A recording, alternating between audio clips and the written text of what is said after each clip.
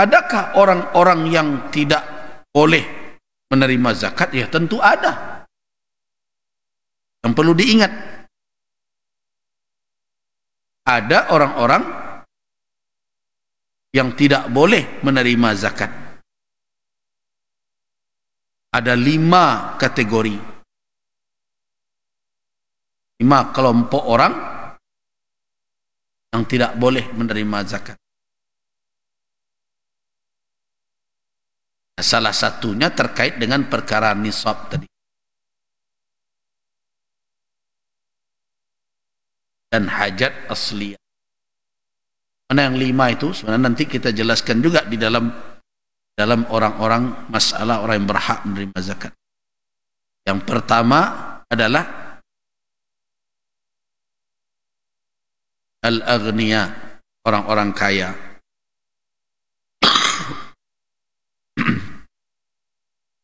Orang kaya tidak bisa menerima zakat dengan alasan kayanya. Tapi boleh tidak orang kaya menerima zakat dengan alasan sebagai mujahid fi sabilillah? Boleh saja.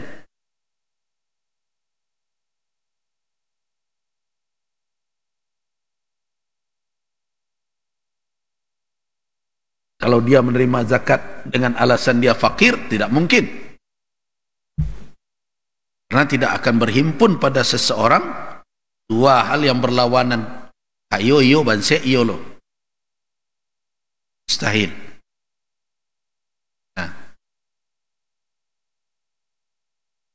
Nah inilah yang sekarang terjadi banyak di negeri kita.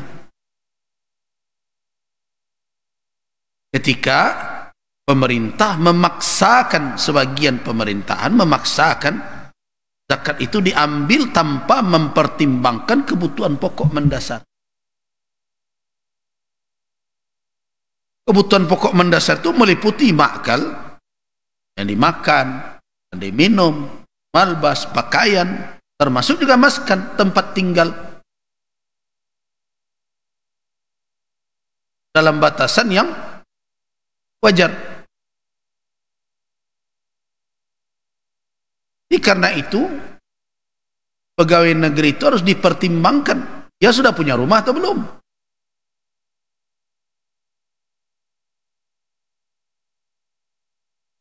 Kalau uang gajinya telah habis untuk mencicil rumahnya yang RSSS itu, ya S3 pula rumahnya, sangat sederhana sekali. Itu yang diansurnya nih. Belum lagi dia punya kendaraan yang harus diansur juga untuk dia bekerja. Kan sama alat untuk orang berusaha. Kalau bagi petani sama dengan cangkul bagi dia. Nah kalau untuk kebutuhan pokoknya yang seperti itu dia sudah berhutang, tidak ada alasan syar'i untuk memasukkan dia dalam kategori muzakki. Jadi tidak boleh seorang amil zakat berfikir hanya peningkatan kolektivitas zakat. Selama ini Basnas begitu berfikir, ban kanaya, orang yang susah demikian.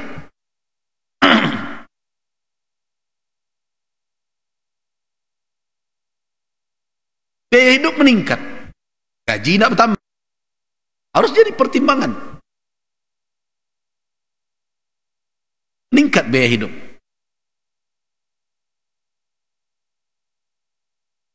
Lihat kondisi sekarang dengan pajak yang sekian berbagai macam, hidup naik, gaji alun naik lah dah,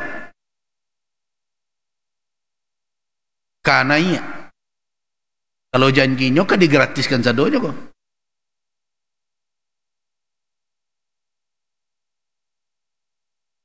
Nah kalau kondisinya seperti ini, orang yang mengelola zakat harus segera mengambil sikap. Kalau perlu dalam kondisi seperti ini, penetapan kebutuhan pokok minimum harus dievaluasi ulang. Nah, anehnya jangankan itu yang terfikir oleh pengelola, malah berpikir pula kok dapat piti zakat ke dipakai untuk makan gratis. Ini bagaimana ini?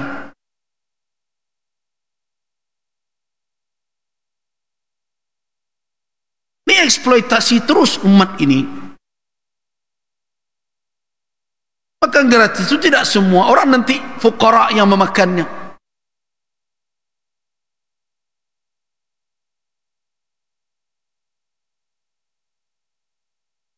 Dan satu lagi, tidak seluruh orang yang membutuhkan makan gratis. Jadi penyaluran zakat ke sana sangat potensi besar melakukan mismanagement terhadap zakat itu. Kalau ditanya saya tidak setuju itu. Uang zakat dipakai untuk program yang seperti itu, yang lebih hanya potensinya untuk apa? Memenuhi janji politik semata.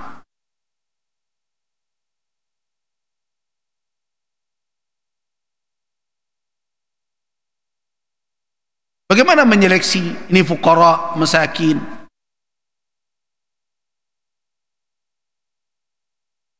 Jadi karena itu perlu ada evaluasi terus dalam pengelolaan sehingga tidak salah sasaran.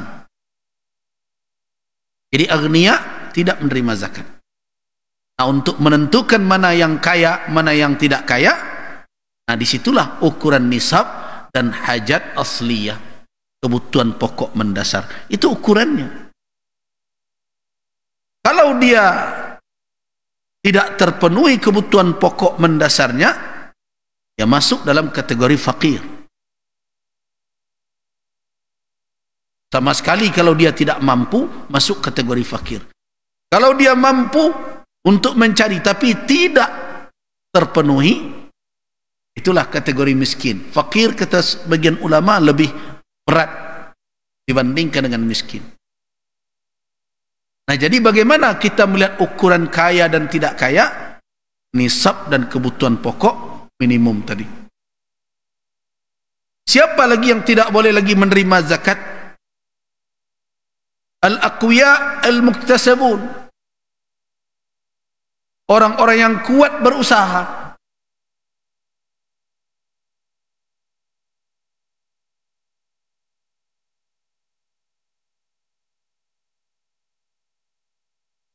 Jadi orang yang punya potensi dan kekuatan berusaha tidak diberikan zakat. Karena Nabi SAW sebagaimana diriwayatkan oleh Al-Imam Abu Dawud, Imam An-Nasai, juga Imam Ahmad Ibn Hanbal meriwayatkan kisah ini dari Ubaidillah bin Adi Ibn al-Khiyar. Ada dua orang yang datang menemui Nabi SAW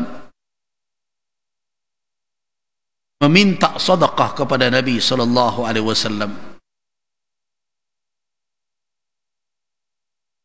Wa qallaba fihim al-basar. Berulang kali Nabi melihat mematik-matik orang tadi. Tahu? Nang pandang dek Nabi. Dia minta zakat. Faqallaba al-basara. Lihat. Berulang kali dilihat oleh Nabi. Fara'ahuma jaladain. Nabi melihat keduanya kuat.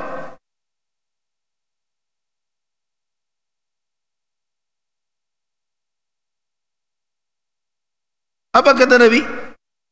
In syi'tuma a'taitukuma wala hazza fiha li ghaniyin wala li qawin muktasibin. Kalau kalian mau juga saya berikan, tapi ingat ya, sebenarnya tidak ada jatah padanya untuk orang yang kaya dan tidak pula orang yang kuat bisa berusaha.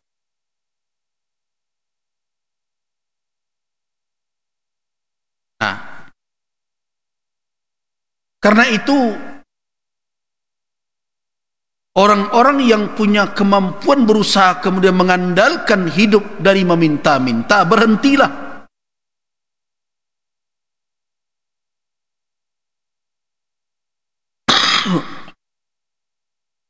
Berhenti.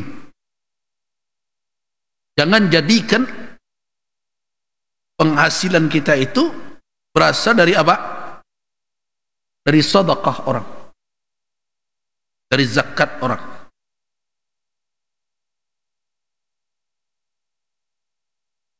Saya mengingatkan, bukan menuduh. Mengingatkan, tidak sedikit orang-orang yang menjadikan jalanan sebagai tempat meminta-minta, baik secara langsung untuk dirinya atau ada kerjasama dengan yang lain, kemudian dia mendapatkan persentase dan dari situlah penghasilannya. Itu bukan penghasilan yang halal.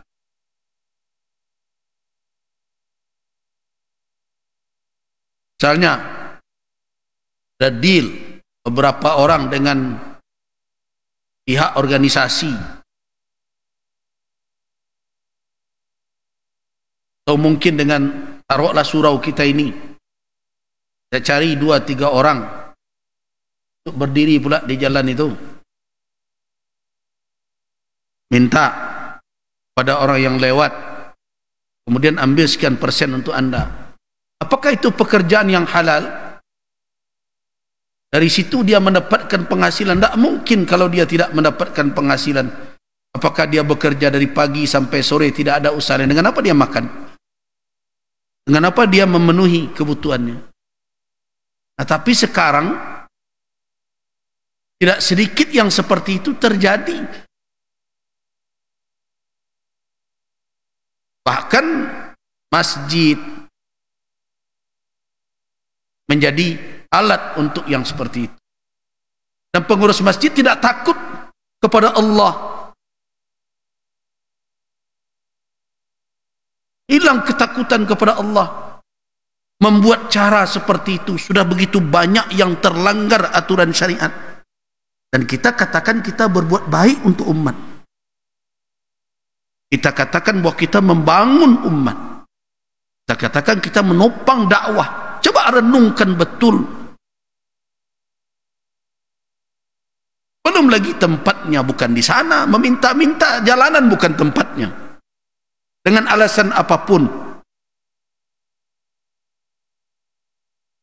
Belum lagi ada orang yang kita fasilitasi mendapatkan penghasilan melalui cara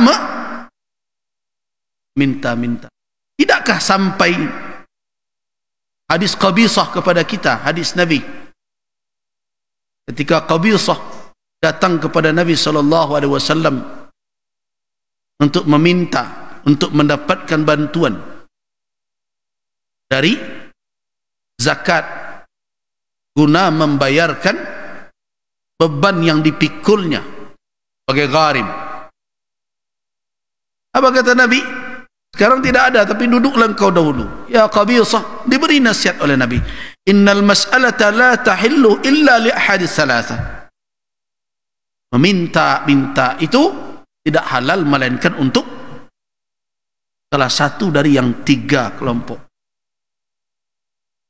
Dan itu tempatnya bukan di jalanan pula.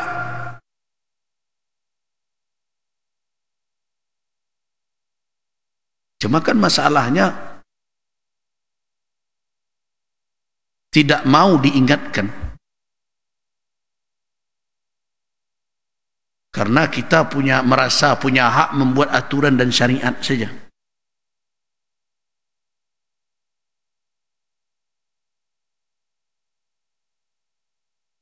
Jadi bolehkah orang yang mampu berusaha menjadikan penghasilannya, andalannya adalah sedekah orang? Nah, begitu juga kita yang ada melihat orang meminta sedekah, tapi kondisi fisiknya kuat berusaha,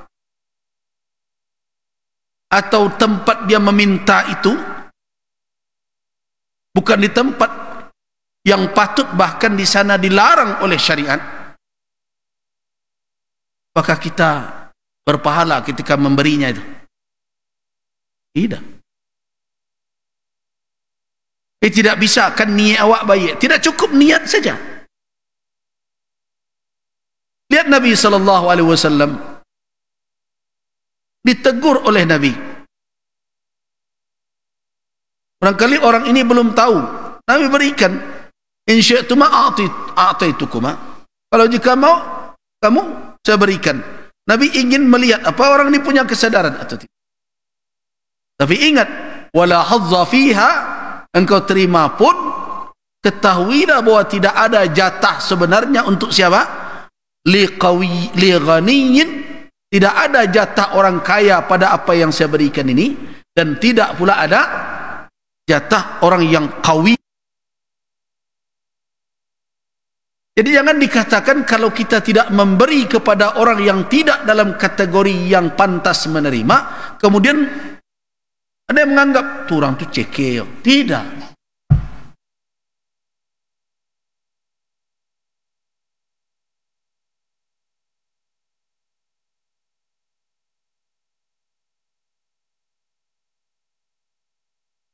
Makanya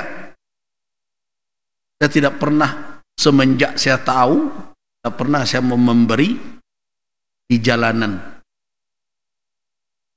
termasuk masjid-masjid yang meminta-minta di jalan, tidak pernah saya. Dan masjid yang mau berkonsultasi saya ingatkan, dapat kok, bisa.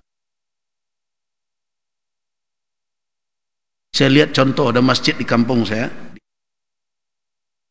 kalau beli ambulan, ada minta di jalanan, saya sudah ingatkan jangan sekali-kali.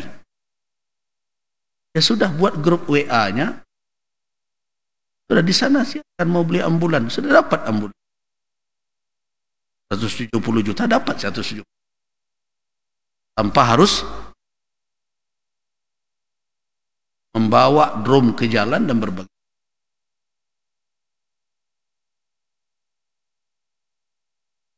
Tetapi banyak pengurus masjid tidak mau menerima nasihat ini.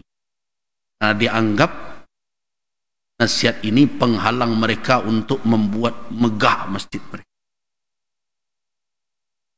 Ya sudah, kita akan bertanggung jawab semua di hadapan Allah Subhanahu wa taala. Saya sudah sampaikan.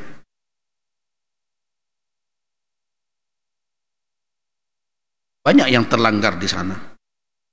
Jalanan jadikan tempat meminta-minta, tidak boleh. Orang difasilitasi untuk mendapatkan penghasilan dari meminta-minta juga tidak boleh.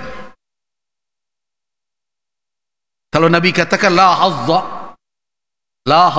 tidak ada jatah, tidak ada bahagian untuk orang yang kaya di dalamnya dan tidak untuk orang yang kuat dan pandai berusaha. Sekarang kita memfasilitasinya.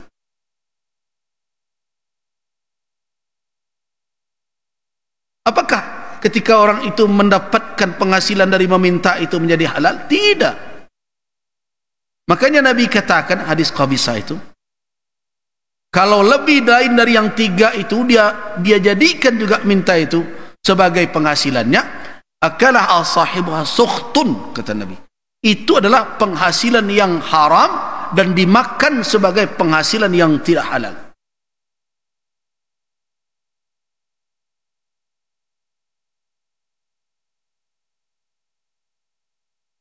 Karena itu saya himbau terus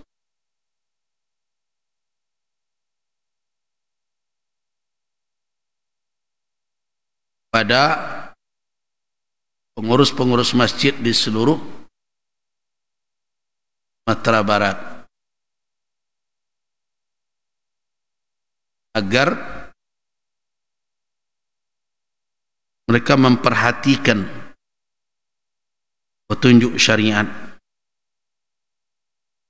Berhati-hatilah dalam menghadapi godaan bermegah-megah,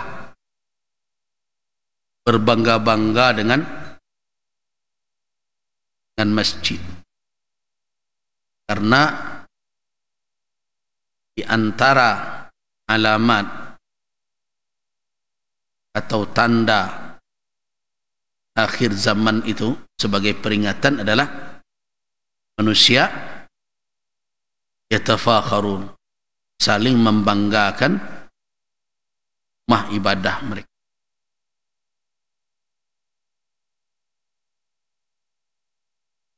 Karena itu tolong ingat-ingat. Ya, kalau masih mau menerima nasihat. Nah, ini hadis Qabisah bin Makharik yang diriwayatkan oleh Al-Imam Muslim rahimahullah. Al-mas'alata la tahillu illa li ahadi thalatha. Minta itu tidak dihalalkan untuk, melainkan untuk salah satu dari 3 kelompok orang. Tidak masuk di sana pengurus masjid,